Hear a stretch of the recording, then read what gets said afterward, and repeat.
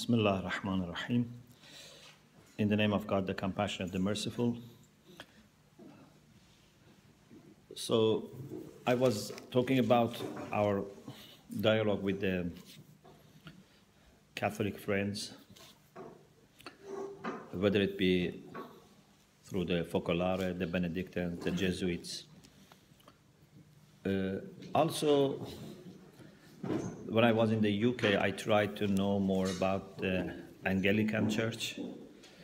So I spent some time meeting with bishops of the Anglican Church, and also the place for training the priests.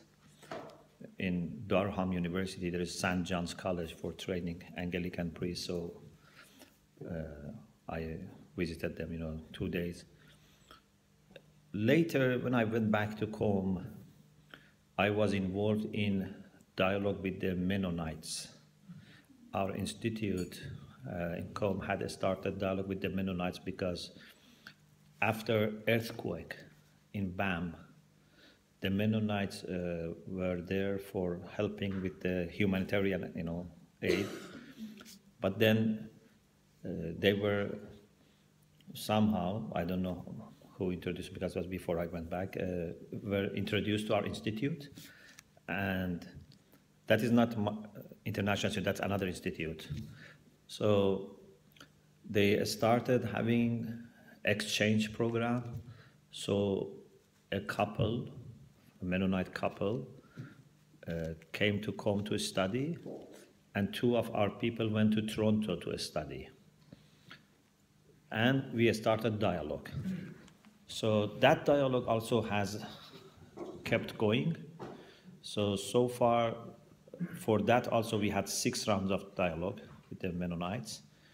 And I brought also here to show you the last 3 volumes. So this is on spirituality. This was in Waterloo in Canada. And it's essays from the 3rd Shia Muslim Mennonite Christian dialogue. This is another dialogue we had, Peace and Justice. We had it in Qom, essays from the 4th Shia Muslim Mennonite Christian dialogue. And this one on being human, we had it in Winnipeg, essays from the 5th Shia Muslim Mennonite Christian dialogue. The one for the 6th is not published yet.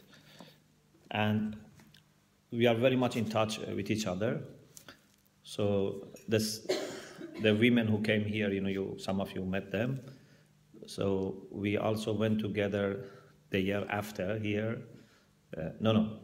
Before here. We went to Eastern Mennonite University in Virginia, and also to Canadian Mennonite University in Winnipeg. So we keep, visiting each other. And just in March, I was there in Winnipeg, and I gave a lecture, a public lecture, and also I had a class there. So yes. I don't understand the word Mennonite. Yes, Mennonites are a group of Anabaptists. So they originally come from Central Europe. So after Reformation, a person called Menno Simon, he had the idea that baptism should be done when you become adult. So therefore they had difficulty with Lutherans and also with the Catholics, so they were in between. And many of them migrated to North America. So there are many of them in Canada and US, but there are some in Russia. But now there are many also in Africa because of the missionary activities. So they are very much interested in peace studies. They are very pacifist. So during Vietnam War, they refused to take part in war. And so we do lots of things together on peace studies. Because they are very, good in these peace studies. And we keep, visiting each other and, having courses. They send the students, we send the students. So that is also something which is happening. So this is what we do with dialogue, but we do also lots of things locally in UK now. With the neighboring churches, we started, having dialogue. We do half a day in the church, the second half in the center, Islamic center. We do also nationally. So recently, the Focolare Friends in UK invited me for a meeting that they have every year in February. They invite some church leaders. So this year they asked me to talk to the 5 Catholic and Anglican bishops. 5 Catholics, 5 Anglican, 10. And there were 2 people from United Church, something like this. So it was a very nice meeting. We talked about dialogue and unity. Of course, I talked. It was opportunity for me to talk to them, and they were very happy with the ideas of dialogue and unity. So a few days after that, I received an invitation to talk to the Catholic bishops in Brussels. So there is an organization called COMES, and they represent Catholic bishops to EU.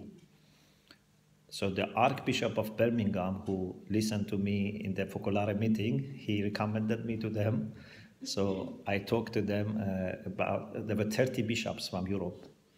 I talked about dialogue and unity, and the Focolare Friends were also sitting in front of me from Brussels. So it was very good. So now this has become a very important part of my life. So it just came on the side, but now it has become a very important part of it.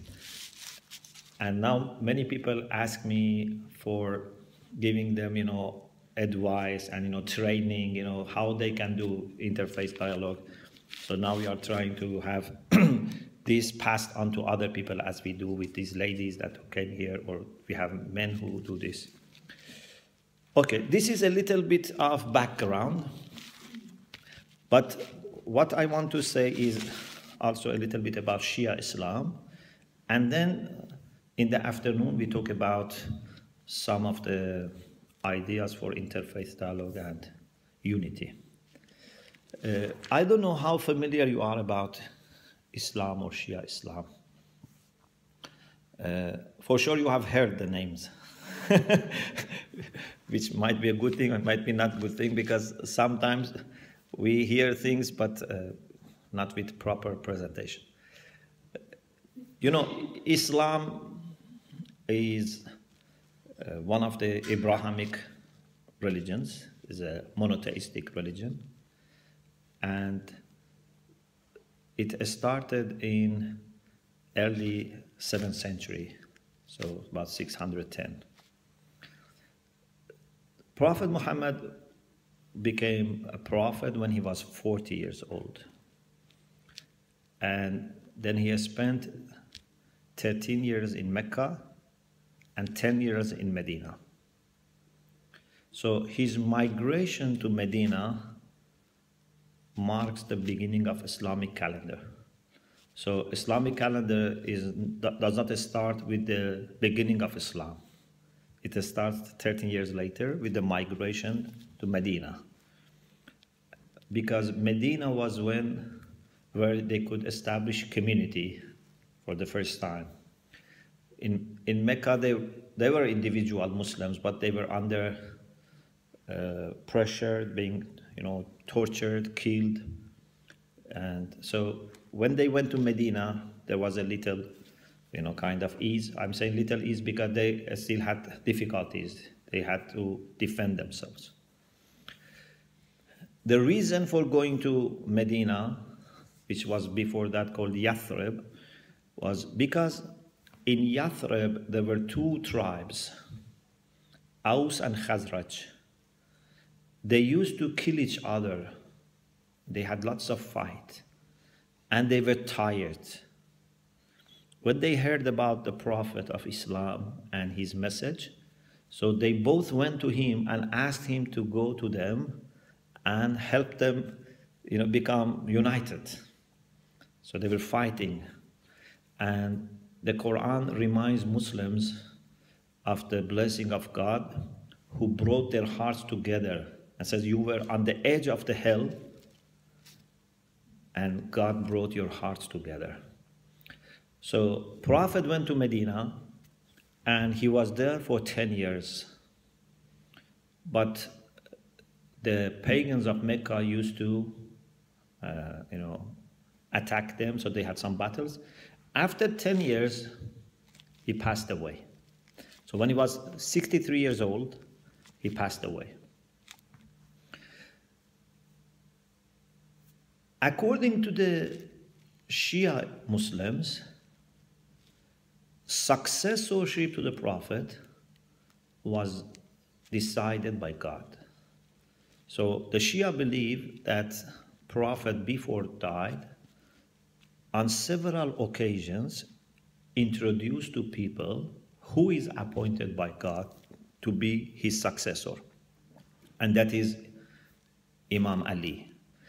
So Ali, the son of Abu Talib, who was the cousin of the Prophet, but also brought up by the Prophet, because since childhood he was brought up by the Prophet, and also was his son-in-law.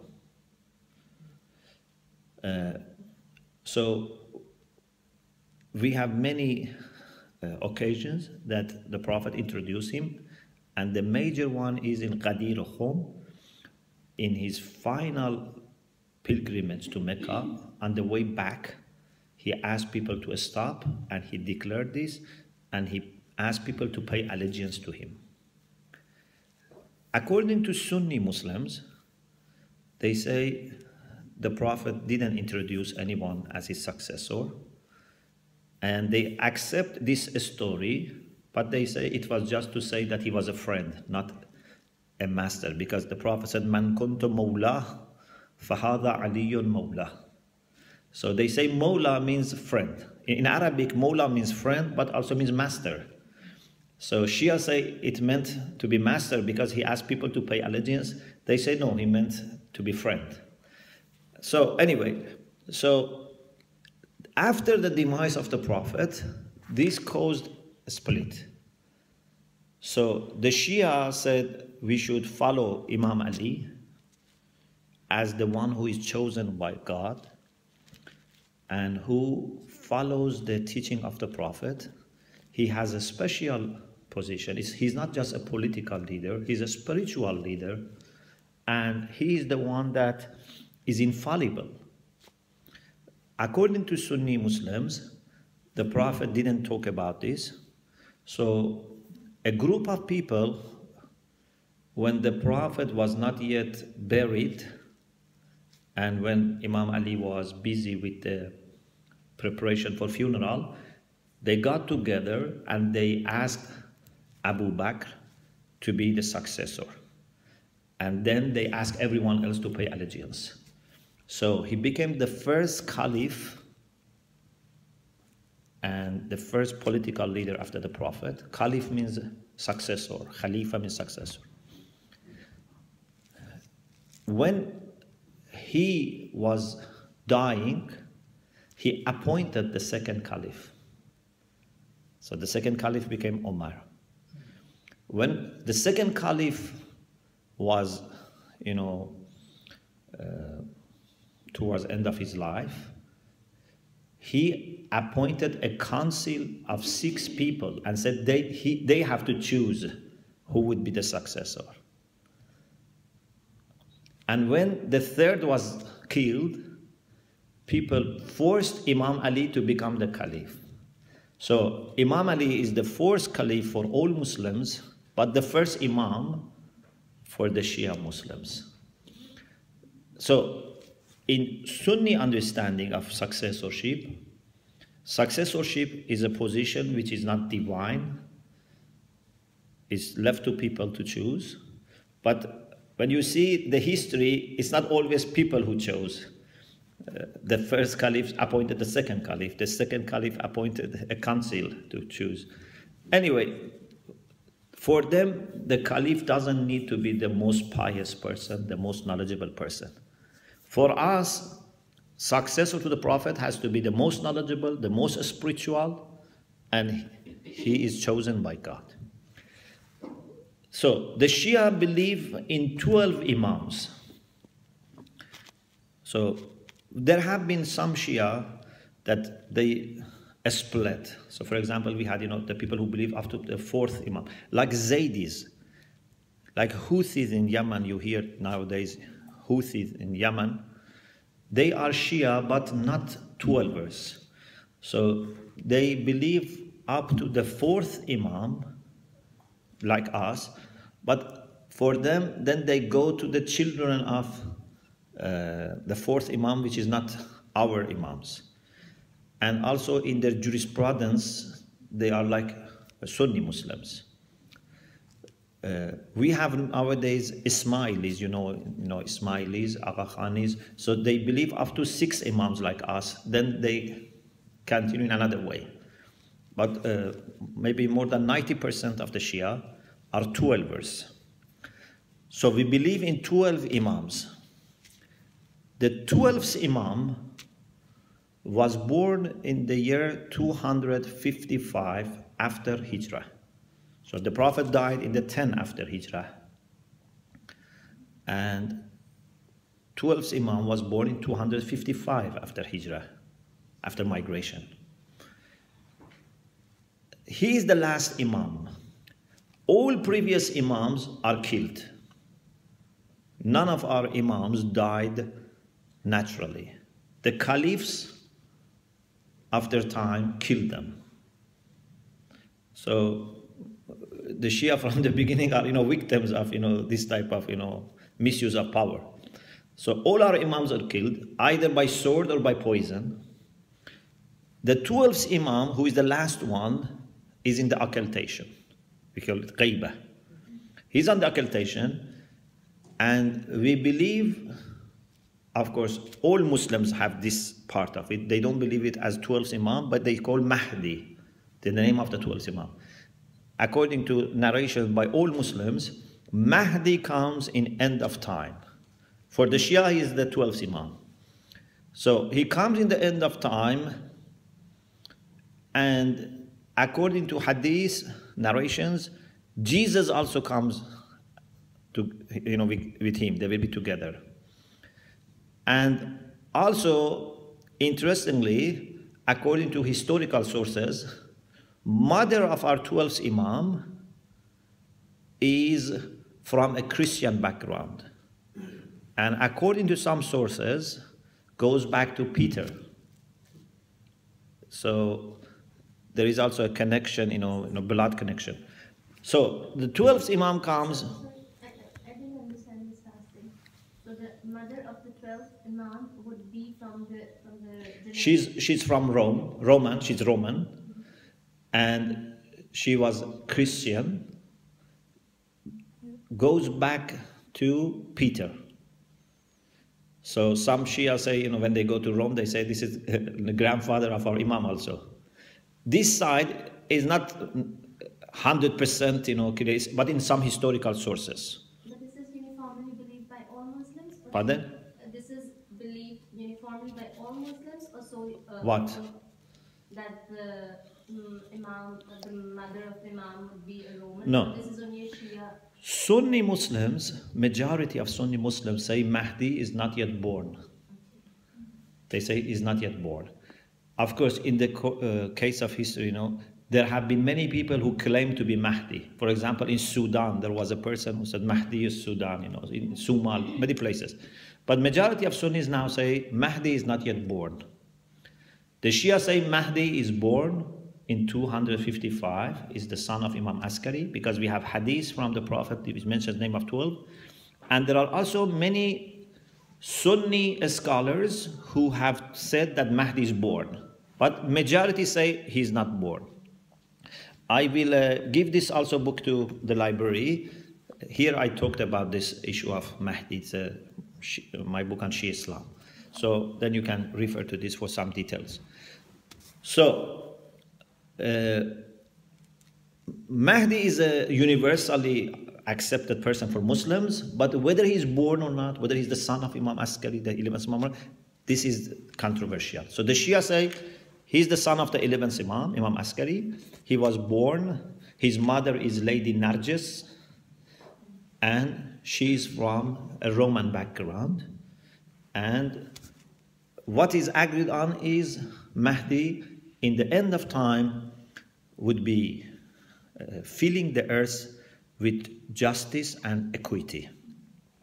يَمْلَأُ اللَّهُ بِهِ الْأَرْضَ قِسْطًا وَعَدْلًا بَعْدَمَا مُلِئَتْ ظُلْمًا وَجَوْرًا. After earth is filled with injustice, he will fill the earth with justice. Of course, he would not fill it by himself with people, because the whole point is that people should be helping so that that can be achieved. Because the Quran says all the messengers have come in order to help people to establish justice. لَقَدْ أَرْسَلْنَا رُسُلَنَا بِالْبَيِّنَاتِ. We have sent all messengers with manifest signs, and وَأَنزَلْنَا مَعَهُمُ الْكِتَابَ وَالْمِيزَانَ لِيَقُومَ النَّاسُ بِالْقِسْطِ, so that people establish justice. So it's not prophets or imam who does miraculously this. It's leading people who are prepared for this. So we believe the 12th imam is in the occultation, and when people are prepared to help and be instruments for establishing justice and equity, he would come. He would not come before that, because he's the last chance. He's the last opportunity. When we want to define what is the difference between Shia Islam and Sunni Islam, many people ask me, what is the difference? So one way is to say, as I said, that historically, after the demise of the Prophet, this, different division happened. But of course, it has roots during the life of the Prophet. How to interpret, what the Prophet said. But it's not just something historical. It also affects our way of understanding Islam today. Because we believe that for understanding Islam, for understanding the teachings of the Prophet, we should refer to the household of the Prophet, to the family of the Prophet, what we call Ahlul Bayt. So, again, all Muslims have narrated this hadith from the Prophet, that before he died, he said, إِنِّي تَارِكٌ فِيكُمُ الثَّقَلَيْنِ كِتَابَ اللَّهِ وَعِتْرَتِهِ. I leave among you two weighty things. One is the book of God, one is my household. مَا إِن تَمَسَّكْتُمْ بِهِمَا لَن تَضِلُّوا. As long as you hold on to both of them, you will not go astray. So we believe that we have to refer to the family of the Prophet for having proper understanding of the teachings of the Prophet and the Quran. Other Muslims love the family of the Prophet, but they don't necessarily follow their teachings. They say all the companions of the Prophet, you can, follow them. But the problem is that the companions of the Prophet were different among themselves. They had lots of disagreements. Sometimes they, even fought each other. So we don't accept that any companion as such is a source that you take your Islam from it. So the historical side is something, but what is important is today how we should understand Islam.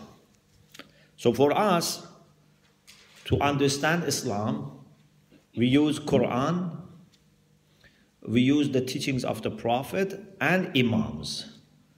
And we use aql, intellect. The Shia believe that intellect is one of the sources for understanding Islam.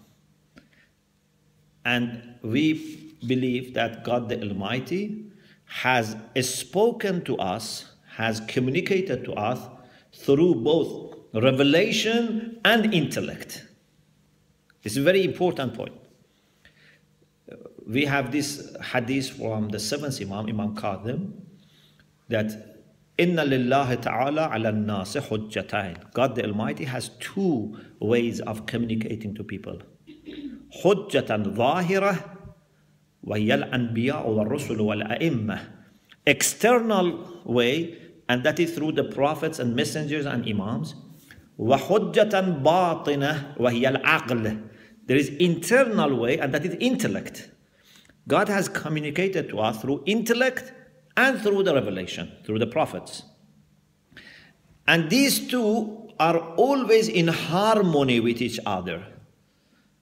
There is no way to have contradiction between reason and revelation. If there is decisive judgment of reason and decisive understanding of the scripture, they must be in harmony with each other. So for Shia, this rationality is very important. Therefore, I have come to this formula. When I was writing this book, this is based on several times teaching Shia Islam. And then I was asked by Islamic College in London to write a book.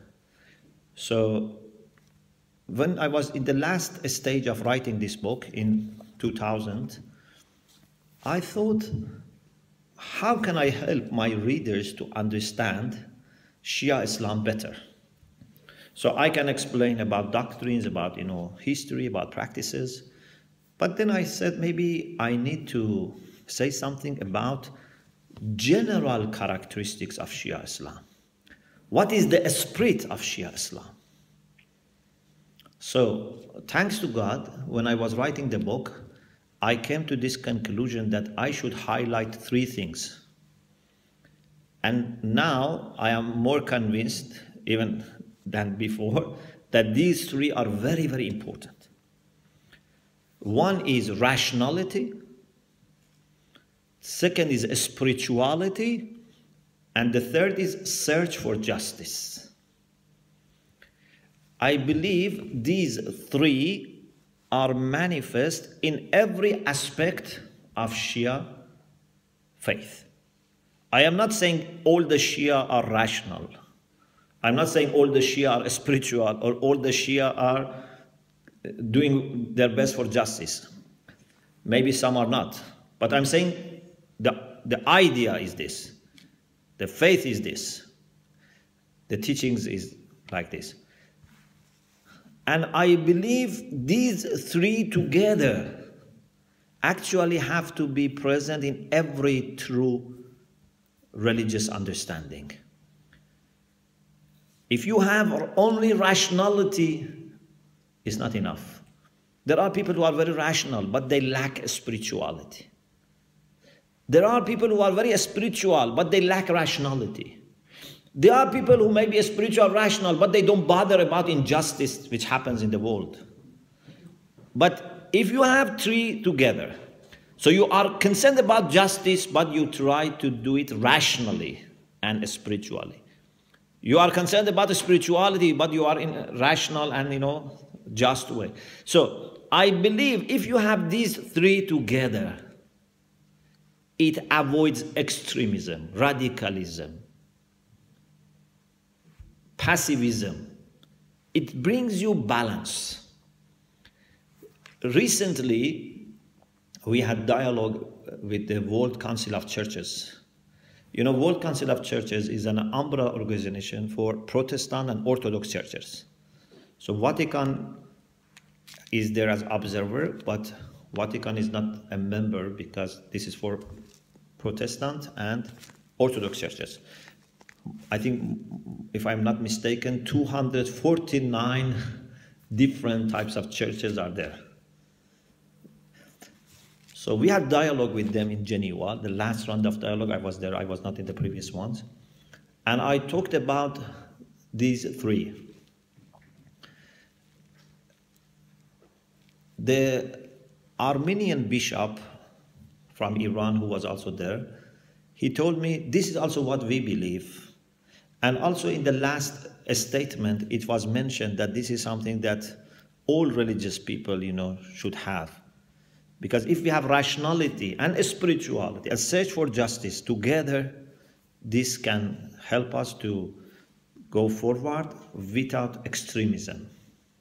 The problem is some people, when it comes to religion, they don't use intellect. They come up with, just literal, understanding. Or some people don't bother about, some people become too spiritual and they forget the world around them. So we have to have these three together. In 2004, when 2 Benedictines and 2 people from Heathrow College came to Qom, I went to airport to receive them, to welcome them. It was after midnight. And one of them is a good Jesuit friend, Michael Barnes. He asked me, what is the difference between Shia Islam and Sunni Islam? This is 2004. And after midnight, I said, what should I say? So I told him about these 3 characteristics. And many times after that, we met each other. And he said, I am thinking about those 3. And the last time I met him was in the US, in Georgia. There was American Academy of Religion. And he said, I am writing a book. 1 chapter is about those 3. Spirituality, rationality, and justice. These 3 together. So, I think this is a way that we can work on it. Because when you present it, I don't think anyone, would mind it. But how to really implement it and make sure that our understanding of religion fulfills all these 3 is something that we need a little bit of revisiting, our understanding of religion. But I cannot see why anyone would disagree that we have to be rational, we have to be spiritual, and we have to make sure that justice is implemented in the world. So this is a little explanation of how the division started between Shia Islam and Sunni Islam. But Sunni Islam, when it comes to theology, they are different, many different groups. When it comes to jurisprudence or fiqh, again, there are many, but at a time in history, they decided to say, we only recognize 4 denominations in fiqh, in jurisprudence, for madhab. So we have Hanafi, we have Shafi'i, we have Maliki, we have Hanbali. So those who come from Muslim countries, they know, these differences. But there are also other groups, but the major, madhahib are these 4. There was a time which was much more, but they tried to close it. So they said, we only accept these 4. But this is for jurisprudence. When it comes to kalam, to theology, there are tens of different ways of understanding. So the point that I think is very important is that, unfortunately, and this leads us to the next issue that we will talk about, interreligious dialogue, is that sometimes people are so much preoccupied with the differences, they cannot see commonalities. This is a problem. So, all Muslims believe in the same God, in the same Quran, in the same Prophet. They say their prayer to the same direction, Mecca. They pray 5 times a day. Of course, there are different details, but even within different denominations of Sunni Islam, there are differences. They fast month of Ramadan, they go for pilgrimage to Mecca and Medina, all Muslims. But some people so much, emphasize on differences that they say the other Muslims are not Muslims. For example, these ISIS people, they say if you kill Shia, you go to heaven. They say even Shia are worse than Jews and Christians. So if you can kill Shia or a Christian, it's better to kill Shia. So much of ignorance and, hatred. And some people, they do it, maybe with honesty, they think like this. Some people maybe are agents, they are paid. But the problem is that there are people that are educated and brainwashed in this way. It's not proper education, it's miseducation. But they think like this. They are ready to give their life to go to a Shia mosque or shrine, explode themselves and kill tens or hundreds of people. And unfortunately, it has become something normal. Every day we hear in Pakistan, in Iraq, in Afghanistan, even in Kuwait, in Bahrain, they are killing Shia. So, what is the solution? I think the solution is education. Because this is caused by ignorance, by jahl.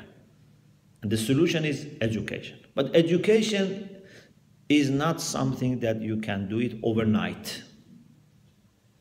Education needs patience. Education needs time. But I don't think the solution is war, killing, missiles. Because the more we get into war and killing, the more problem becomes intense. So I think we should invest on talking, on dialogue.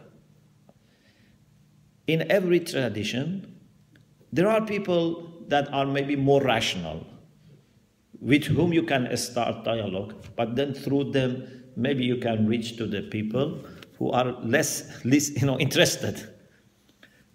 There are people that if I go to them and say, let's have dialogue, they say, no, I want to kill you, I don't want to have dialogue with you. But it's not everyone like this. And we should not generalize. There are many good people that even one conversation can break stereotypes. Thanks to God, we have many good Sunni Muslims who are very good, very open, very nice. And we need to just talk more to each other. Just recently, in March, we managed to send a delegation from Sunni leaders to Iran, from UK. So from Brelwis, Deobandis, Ahl Hadith, different groups.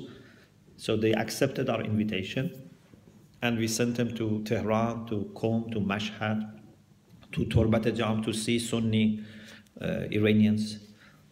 And they were there only for about 1 week. But they were so happy. And they told me that for us this was a revolution. Even they said this helped us to know each other, even Sunnis from different schools helped us to know each other better. So not only we knew Shia better, we knew our Sunni friends, from other mazahib better. And now they say, we should take a larger group. But before that, they had, different imagination.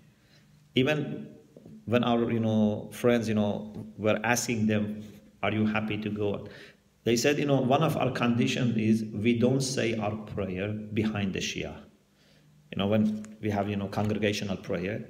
So they said, this is our condition, that when we go there, we say our prayer, not with the Shia.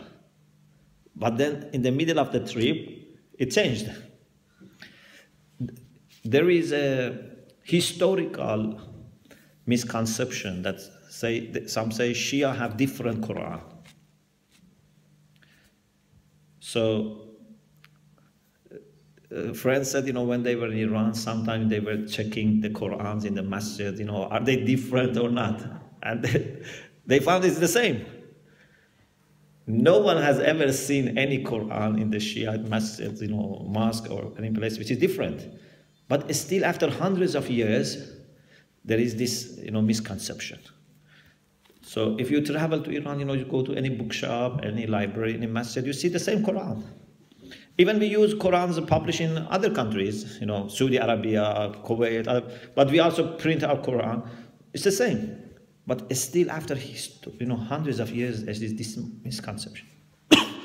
So I believe there is nothing like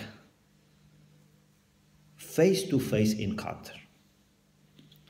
You can read about a nation for years, but visiting them, talking to them, eating with them. I very much emphasize on eating together, because I think when we eat together, then many, negative things collapse. There is a kind of blessing in eating together and sharing meal together.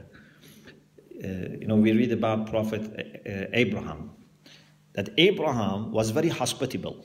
For us Muslims, Christians, and Jews, hospitality is very important. Abraham was very hospitable. He always loved to share his meals with people. Sometimes even when he had no guest, he used to go outside to see if there is anyone that he can invite to share his meal with him. This was his hospitality. So when you can eat with someone, you bring him to, for example, your home, or you go to his home, sit around the same table and eat, then many things, the many prejudice, and hatred disappear. Islam, for example, tells us never stop talking to each other. Even, for example, if two friends, husband, wife, if they have problem, they should not stop talking to each other. The maximum, for example, you can stop talking with your friends 3 days, not more than 3 days. Because when you stop talking, the problem just gets worse and worse. I think the most helpless people are the people who stop talking and communicating. For us human beings, I think nothing is more natural than talking to each other. So dialogue, I think, is the most natural thing. For our problems, dialogue is the most natural solution. Why, we should stop talking? What makes you afraid of talking? I think this is not rational. Sometimes when we disagree, we say, I don't want to speak. It's useless. Why I should speak? But I think this is a weakness on your side if you don't speak. And the Quran tells us about a very historical, point, again about Moses. God asked Moses to go and speak to Pharaoh. It's very important. Moses knew Pharaoh because he was brought up in the house of Pharaoh and knew about all the problems in Pharaoh. But still God says, go and speak to him. How? قُولَا لَهُ قَوْلًا لَيِّنًا لَعَلَّهُ يَتَذَكَّرُ أَوْ يَخْشَى. Go and speak to Pharaoh with your brother Aaron. Go and speak, but layyanan, in soft manner. Because sometimes people speak, but they shout and scream. No. nicely, softly. Okay? لعله, maybe Pharaoh يتذكر أو يخشى. Maybe Pharaoh changes. Maybe he remembers God. Maybe his heart becomes soft. Who was Pharaoh? He was very arrogant person. He killed many Israelites. He claimed to be God. You know, he told them, and he told the Egyptians, أَنَا رَبُّكُمُ الْأَعْلَى, I am your highest Lord. Even he went further and he said, مَا عَلِمْتُ لَكُم مِّنْ إِلَهٍ غَيْرِي, I don't see any Lord for you other than myself. So he was claiming to be the highest Lord, then he said, I'm the only Lord. He was not happy to be the highest, he said, I'm the only Lord. So a man who claimed to be God, killed people, still God says to Moses, you have to speak. Go and speak to him, but soft language. Because he's arrogant. If you want to speak harshly, no point. You know, when two people disagree with each other, if they want to speak harshly with each other, it doesn't help. But if you speak nicely, softly, gently, maybe there is a possibility. Never dismiss the possibility. Sometimes, we are not brave to talk. Sometimes we are lazy. Therefore, we say, it's not going to work. Who says it's not going to work? Maybe it works. Or maybe at least it helps you to maintain the problem, not to make it worse. But when you stop talking and communicating and listening to each other, then the problem can grow. So, for human beings, the most natural thing is dialogue. And dialogue is different from monologue. So when I say to speak, it means also to be ready to listen. Because if you just speak, it means that you are telling the other person that I have to teach you, but you have to just listen to me. Even if you want to teach people, this is not a good way of teaching people, that you say, keep silent. You should tell them, you can always talk to me. You can always ask me questions. But when it comes to people who have differences of opinions, it should be speaking and listening.